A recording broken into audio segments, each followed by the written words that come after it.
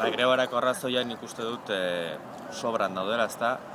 Egia esan erreforma hau ikaragarria da, basatia da, bortitza da, euskal langileen eskubideak zuzenen jopuntun dauzke, hamarkadetan izan den erasorik bortitzena izan da, eta nik uste dut ez dagoela beste erremediorik mobilizazioa aurrera eramatea, greba, eta gure esku dagoen guzti behar dugu gure eskubideek defendatzeko. Ez da lehenengo erreforma, baina bai da azken hamarkadetan izan den gogorrena, eta nik uste dut langilek beste batzutan indugun bezala kaleratea bargala.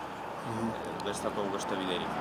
Eta gaur piketetan, guain goizen goiz juntatu zate, ze asmoako ez egunen zehar? Bai, esan, hasteko gaurkoa pentsatzen dugula, piketerako jende asko etorri da, baina esan behar da, aurreko egunetan initugun asamladekin eta ikusten dela, enpresak gehiengoak itxitango diela, orduan piketekin ingo duguna da, buelta bat, pixka bat dena ikusteko, enpresarik iriki baldin balego, han geldituta gure lana ikeko, ezta? Baina pentsatzen dugu gaurkoa greba bat izateko nahiko ongi moldatuko gara, egia esan espero dugu ia dena itxita dute.